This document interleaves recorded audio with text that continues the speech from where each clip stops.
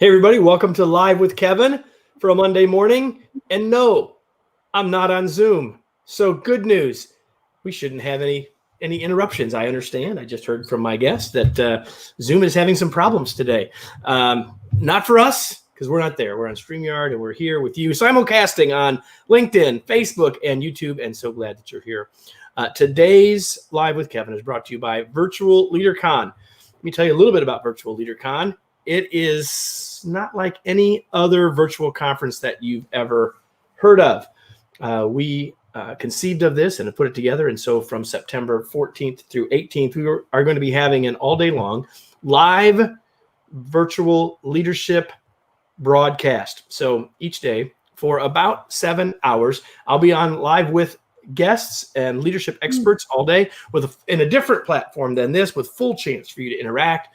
And you can join all of that. You get all the information about the whole week and all of our speakers, where I'm going to be asking them to share with me and with all of you their latest thinking, their newest thoughts, and exactly how to work in and lead in today's world. So virtualleadercon.com, September 14th through 18th, all the information to join us for free for the entire week live is available. virtualleadercon.com. Please join us. And now, since you're here, I'm glad that you're here, because I'm going to introduce my guest to you. You can see her smiling face there. You can see that her name is Beth Miller, but there's a lot of Beth Millers in the world. There's only one Beth ArmConnect Miller in the world. She is the CEO of Executive Velocity, a top talent and leadership advisory firm in Atlanta. She is an executive consultant, a Vista's chair emeritus, and a committed volunteer. She's certified in Myers-Briggs, Hogan, Business DNA. She's a certified managerial coach. She brings insight and expertise, and those things have made her a sought-after speaker on hiring, leadership development, and succession planning. We may touch on some of those things today. She's a published author. Her book is called Are You Talent Obsessed? Yes. I don't know about obsessions, but anyway, Are You Talent Obsessed? You can find that on Amazon. She's a graduate of Babson College and Harvard Business Review's OPM program. You can learn more about Beth. I'll put up the website right there. There's where you can learn more about Beth. So Beth, thanks for joining me. I'm glad to have you here today. I wanted to bring you in and have a conversation about what you're seeing with leaders. You're working with leaders all over these days. And of course, I hesitate to use this word because I'm so tired of hearing the word unprecedented. Yeah, right. But we are in those kinds of times, and we are in uncharted waters, and no one really knows exactly where we are, how long we're going to be here, and all of those things. And so as leaders, we're supposed to be able to stay ahead of that curve. So I guess the first question I would ask you is, in the leaders that you're working with, how are you seeing them adapt to all of this? Gosh, well, first of all, the good thing is that we're all in this together, that it's not hitting one industry more than another, although there's a few industries, obviously, that are really challenged. But what I have found, speaking with leaders over the last several months, is that they have made a shift between focusing on results first and then relationships, and flipping that to focusing on relationships with their employees first and then results.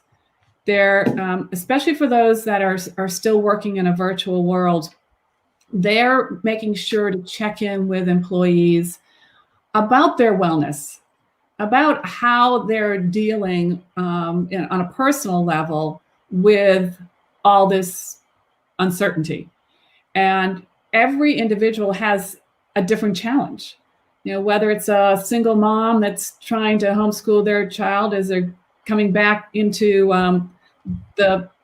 whether you're going to school or learning online, there's a lot of challenges. And then there are individuals like myself who have elderly parents that are living with us.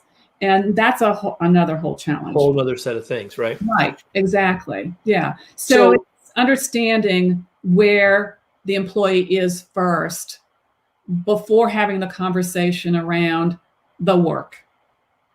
So first of all, I want to respond to that. But for all of you who are watching us live, and if you are, whatever platform that you're on, please share your comments and questions. I can see them, and we'll answer questions and acknowledge the comments and all those things if you have them. So please do that. So Beth, that all of what you just said is why I call now the age of empathy, and why it's critical for us to do it. And I think you're right. Many leaders are naturally gravitating to that. Not all. I'm urging those who aren't to be thinking about that. But if I go back to your first point, we've shifted many leaders from a results first to a relationships first. Mm-hmm. So do you see that as good, bad? So you've made the statement that that's happened. Yeah, I think it's great. And I'm also seeing, we're moving into month 6, and to think about that, month 6, right? August. We're 5.5 months in by my count. Exactly. So what I do see, obviously, is there was more of that, how are you doing, early on. And there's not as much of it now. What my hope is that it doesn't go totally back to results first and then relationships. I think it's important, you bring it up, Kevin, empathy, that, those leaders who are empathetic to their employees and can put themselves in the shoes of what they're doing and having to deal with is critical. And that's key to emotional intelligence. And I spend a lot of time with leaders from a coaching perspective on emotional intelligence and where are the areas that they can improve on that's going to improve their relationships with their employees, because that's what leadership is about. It's those relationships that drive results. It's not the results drive relationships. Well, that's true. So that's one thing that you're seeing in the leaders that you're working with. What else are you seeing besides this sort of a shift in the balance of power, if you will, between results and relationships? What else are you seeing? Well, the other thing I'm seeing is exhaustion with leaders. Because they are, many of them focused on others, they're not focusing on themselves. And it's really critical. It's the old adage of put the oxygen mask on yourself first before you try and help others. That's what I'm talking to leaders about is, how are you taking care of yourself? And that's, can be in a variety of ways. For me, I've taken on sourdough baking. I thought you were going to talk about the push-ups. I'm disappointed. Now I'm going to make you talk about the push-ups. I will talk about the push-ups. All right. Sourdough baking. You and like 4 million others. Yes. And I will tell you, what's it's taught me, Kevin, is patience. Sourdough bread doesn't happen in 2 hours. It's a 24-hour process. And oh, by the way, if you don't have starter to start with, it took me 3 weeks before I had starter that was predictable. So it really taught me patience. But yes, you bring on exercise, and I am in the middle of a 22-day challenge to bring awareness to vets who are taking their lives. There are apparently 22 on average that take their lives every day. And it's a Facebook challenge. I am on day 4. And every day I have to videotape myself doing 22 push-ups. So that is another way of taking care of yourself. Well, that might lead to the exhaustion, depending on how in shape you are. So I'm going to say this. I don't know exactly how this Facebook thing works, but if you want to be challenged, give us your Facebook, and Beth will challenge you, because then you'll have to do it. She will make you accountable. I still have 17 more days to do this work. So your second point, and I think it's another super good one, is that leaders are exhausted. In many cases, it's not just the leaders, that others are too. And I just got off literally about 45 minutes ago, a call with a senior leadership team of one of our clients. Mm-hmm. And one of the things I've been helping that whole organization with over the last couple of months is the way what they're calling it is self-care. Yes. The idea that we got to take care of ourselves. And they're actually trying to do that, not thinking about that, not just for the leaders, but for the team members as well. Right. And your adage about the face mask, the oxygen mask and all that stuff. But the way I've been saying this to leaders is this: you can't give your best. You can't give your best to your teams, and they need it now more than ever if you're not at your best yourself. And so, and it's hard to be at ourselves at our very best now, perhaps, but we've got to be intentional, as you're saying, Beth, to move in that direction, because if we're not we got no shot of helping our teams if we're not doing it. Exactly. Yeah. Yeah. So those are probably two primary things that I have seen as it relates to leadership is, really taking care of yourself and taking care of others and thinking about the people first.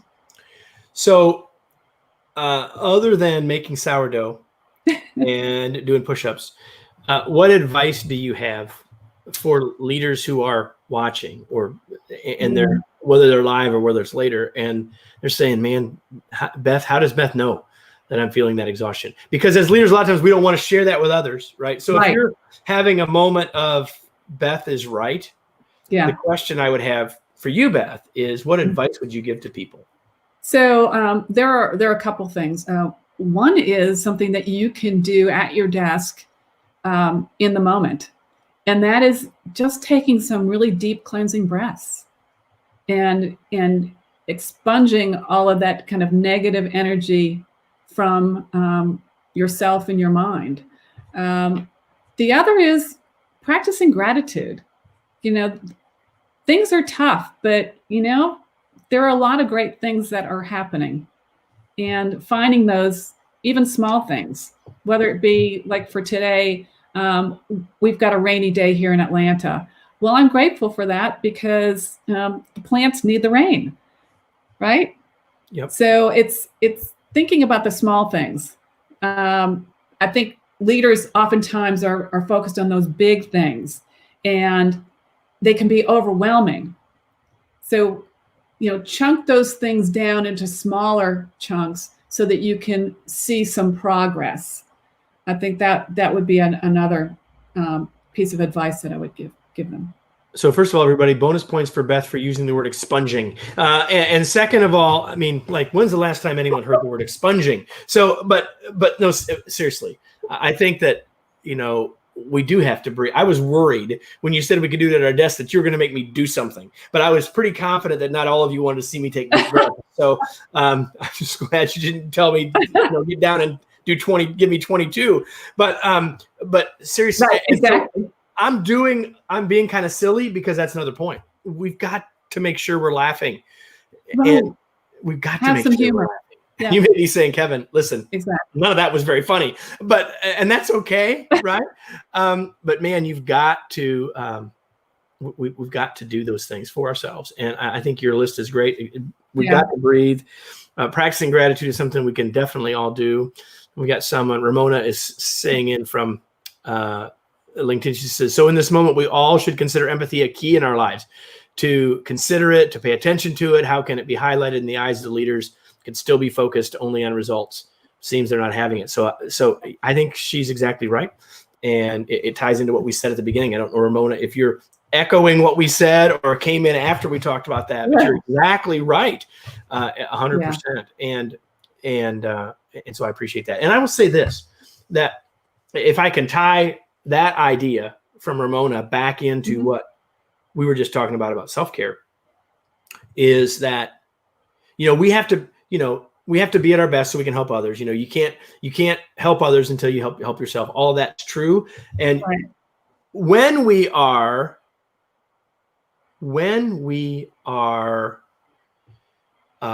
focused on others instead of ourselves, that actually helps us. So the practice of being empathetic, not trying to fix, not trying to judge, just listening, is critical. And not only for them, but actually, it actually fills our bucket, doesn't take away from it. Now, you can't do that 24/7. You still have to take care of yourself and do the kinds of things Beth is saying. Right. But that's true, right? And you're welcome, Rob Bell, who says, breathe, gratitude, and laugh. So you're welcome. Rob. That's right. Rob is going to be one of the speakers at Virtual LeaderCon. How about that? Oh, great. Wonderful. If that's the Rob that I think it is, maybe there's more than one Dr. Rob Bell. That's possible. Anyway, so I'm curious, Beth, one of the things that's so different with all of this virtual work and virtual leading is that communication is different. And so I'm curious, I mean, yes, there's technology and we're using Zoom and we're using Microsoft Teams and all that stuff. But what are you noticing? What are you noticing, and or what do you advise to leaders around being better, more effective communicators right now? Well, first of all, it's something that I've always stressed, but stressing more, is asking really good questions. There are so many questions that leaders ask that are what I call weak questions. They're well, how are you doing today? Well, if somebody asked me that question, the answer would be fine. Versus asking a question as a leader, how are you doing today, and what can I be doing to help you? Can I stop you right there? Just hold your thought, because I want to tell everyone who's watching, I want you to notice the difference in the way Beth asked. It wasn't just a different question or more to the question. It was the way she asked. And so even though we're not face to face, you got the sense that the way she asked the second one, she really wanted, so I'm giving you some feedback, Beth, that she really wanted to hear and she really wanted to know. So asking the question in a way that lets people know, man, that's right. That Beth really does want to know. So go ahead. I am basically inviting them to give me feedback. And that's something that leaders don't do enough. They're great at giving feedback, but asking for feedback from their direct reports doesn't happen enough in my mind. And that is one technique that I highly recommend leaders, not during just these times, but all the time. And that is to ask for feedback. What one thing could I be doing differently that would support you in your success? What thing should I stop doing? Those are the questions that are good questions. Now, the other thing is, when you ask those questions, just thank them. Let them know that they've been heard, and obviously do something with that information. It's one thing to add. It's like taking an employee survey and then doing nothing with the information. Yeah. Same for feedback. Absolutely right. If you're going to ask, there's got to be some response, and it doesn't have to be more than thank you. I agree with that 100%. I actually have as a practice for me, when I have a one-on-one with a team member, that I will say always, and my dad used to say always is a long time, which means it's not always, but I've tested this with my team members in public situations, and I believe that it's largely true. As in every one-on-one session I have with team members, not every interaction, but like every time we're having a one-on-one, that's one of the things I ask before we finish. What can I do right now? What could I be doing differently to support you? What can I do to help you? 100 ways to ask it. You don't have to ask it the same way every time. But Beth, I agree with you 100%, because when we're working remotely and virtually, there's so many things. If we take everything that Beth's been saying, there's so many things that become more transactional now that we're working remotely. You're right. And everything Beth is suggesting to you are things that require us to be more she's encouraging you to be more interactional and not just transactional. And I think that's super important. So I appreciate that There's insight. one other thing that I'd like to suggest, and I read it somewhere. I can't remember exactly where recently, and it's called the virtual knock. And the virtual knock is basically you and your team create a norm that if somebody's got a question of somebody else, instead of sending an email, pick up the phone. So that's the virtual knock. And if the person is available, they should answer the phone and have the conversation about that question, because you can't go down the hall anymore. That's right. Right. Yep. So building that norm that you should take the call from your teammate when they call, unless you're in the middle of something, then call them back as soon as possible. So I love the idea. I've not heard it called the virtual knock.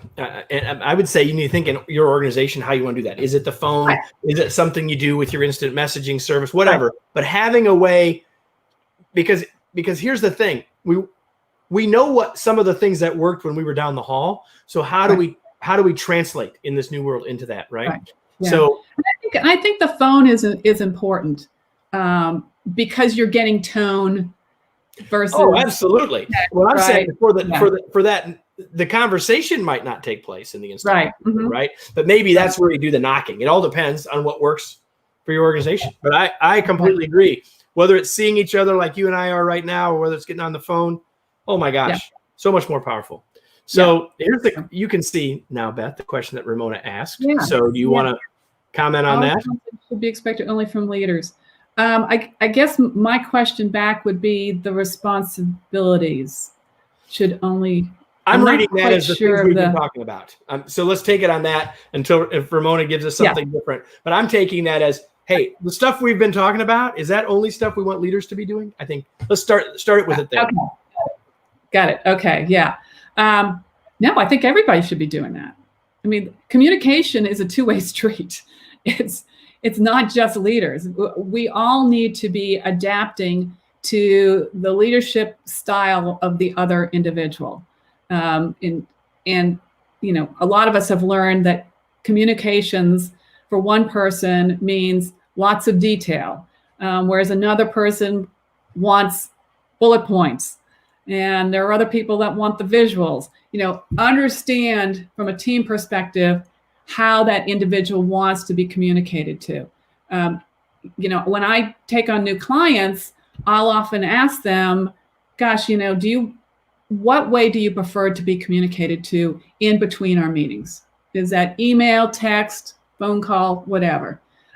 Because we all have different preferences. Yeah. Absolutely. So before we wrap up, is there anything? Well, I guess I have two more questions for you, Beth, actually. Is there anything else that we haven't talked about leading today that you'd want to add, like a final thought about this topic before we move on? Yeah, I think from the final topic as it relates to leaders is really, take care of yourself and be present for your employees. And that's, being actively listening, being empathetic, and being really clear about what you need from them moving forward. That's awesome. And so we opened by talking about your work as being an executive consultant and an executive coach and those sorts of things. So I wanted to ask you this question specifically now. How can leaders best utilize a coach now?